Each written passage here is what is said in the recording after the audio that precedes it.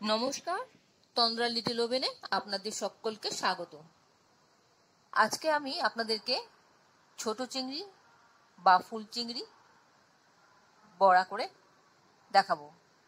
কিভাবে এই বড়াটা করলাম, এর সাথে কি কি মেশালাম, কি দিলাম, সব কিছু আপনাদেরকে খুলে বলবো। আর এই রান্নাটা করা একদম সহজ আর খেতে অসাধারণ লাগে। আসুন তাহলে দেখে নিই কীভাবে আমি করলাম এই ছোট চিংড়ির বড়া। এখানে আমি কিছু ছোট চিংড়ি বা কুচো চিংড়ি, অনেকে আবার ফুল চিংড়িও বলে থাকে, ফুল নিয়ে নিলাম। দেখুন, এই মাছগুলি আমি ভালো করে ধুয়ে পরিষ্কার করে নিয়ে এসেছি। আর মাছগুলো এরকম ঝুড়ো ঝুড়ো হলে তাহলে বোঝা যাবে যে খুব ফ্রেশ আছে, আর তা না হলে দলা পাকিয়ে গেলে বোঝা যাবে যে, বুঝতে হবে মাছগুলো এত ফ্রেশ নেই। এর মধ্যে আমি একটা পেঁয়াজ আর দুটো কাঁচা লঙ্কা আমি নিলাম। আমি প্রথমে কাঁচা লঙ্কাগুলিকে খুব ভালো করে কুচি কুচি করে নিচ্ছি। এইভাবে খুব ফাইনলি চপ করে নেব কাঁচা লঙ্কাটাকে। আমি একটা কাঁচা লঙ্কাকে এইভাবে কেটে নিলাম, আর আরেকটাকে আমি কেটে নেব।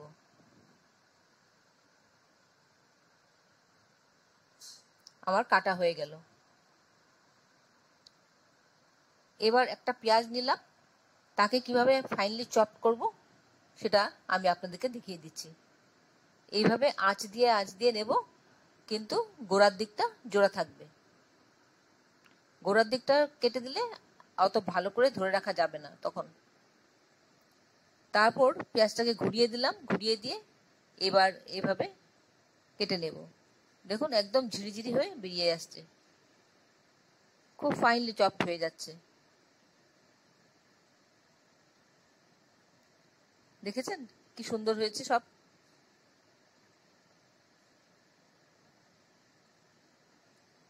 এইভাবে আমি পেঁয়াজের একটা সাইড কেটে নিলাম। আমি সেটা এখন মাছের পাত্রে দিয়ে দিচ্ছি।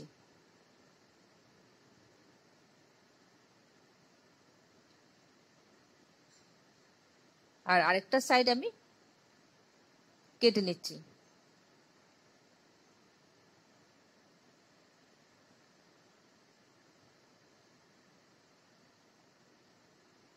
আশা করি আপনারা বুঝতে পারছেন আমি কিভাবে কাটলাম।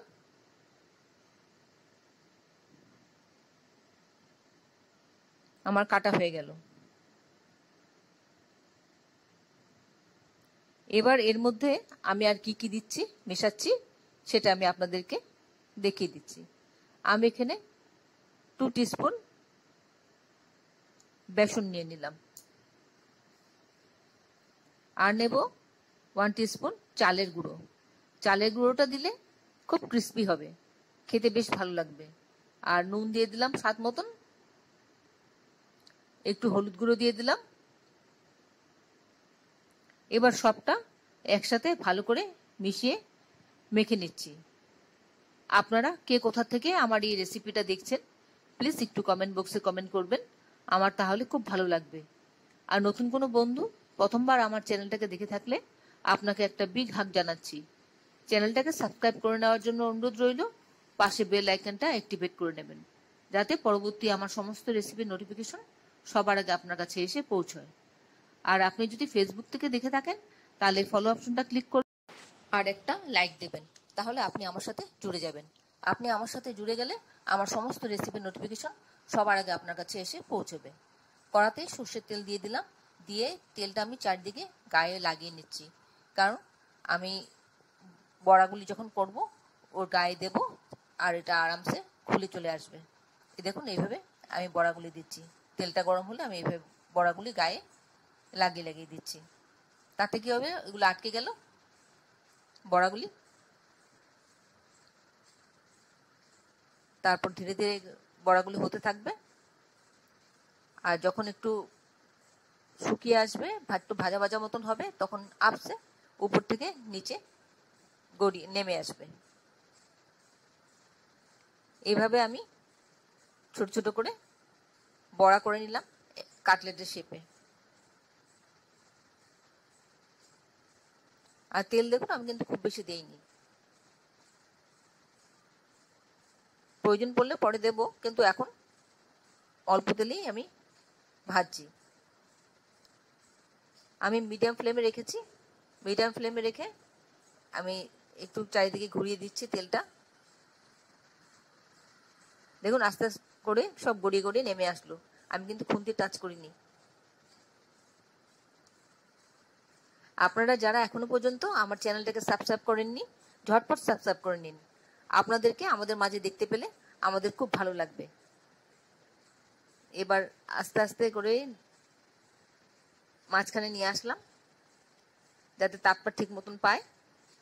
খানিকক্ষণ এভাবে থাকার পর আমি মাছগুলিকে উল্টে দেব। দেখুন ওই সাইডটা গোল্ডেন ব্রাউন হয়ে গেছে। এইভাবে সবগুলি বড়াকে আমি উল্টে দিচ্ছি এই ধারটা ভাজা হওয়ার জন্য।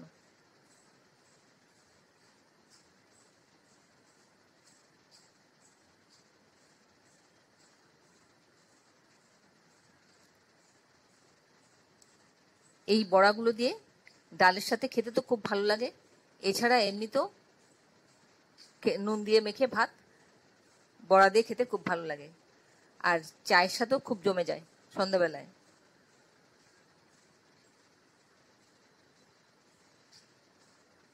এবার এই সাইডটা খানিকক্ষণ হবে। এই সাইডটা খানিকক্ষণ হলে পরে আমি বড়াগুলিকে তুলে নেব। দেখুন আমি কিন্তু আর তেল দিইনি, ওই তেলেই হয়ে গেছে। পুরো কড়াটা শুকনো হয়ে গেল, সবটা তেল অ্যাবজর্ব হয়ে গেছে।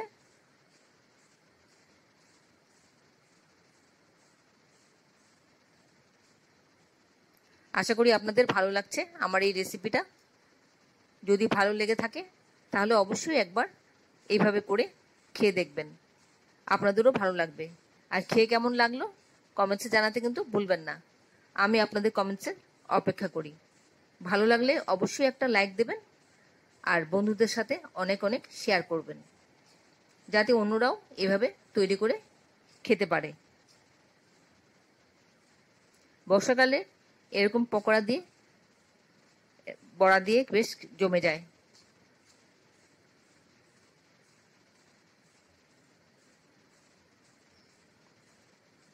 আমি বড়াগুলি সবকটা তুলে নিলাম। এবার আবার একটু তেল দেব। তেল দিয়ে তারপর আমি আবার বাদবাকিটা করে নেব। আবার অল্প তেল দিলাম, তেলটাকে আবার ছড়িয়ে নিচ্ছি, আর বাদবাকি যেটুকু রয়েছে সেটুকু আমি দিয়ে দিচ্ছি।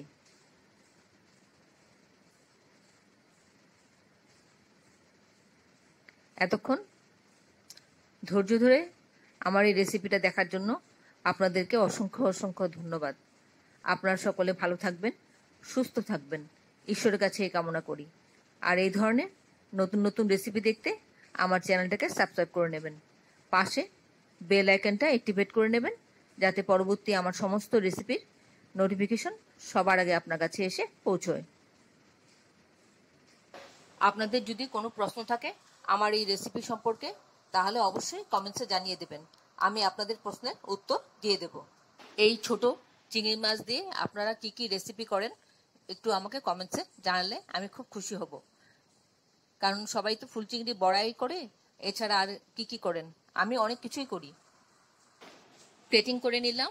আশা করি আপনাদের পছন্দ হয়েছে, ভালো লেগেছে। তাহলে অবশ্যই একবার এভাবে করে খাবেন। তাহলে ভিডিওটা আজকে এখানে শেষ করছি। আবার দেখা হবে আপনাদের সাথে পরবর্তী অন্য কোনো এক রেসিপিতে। নমস্কার।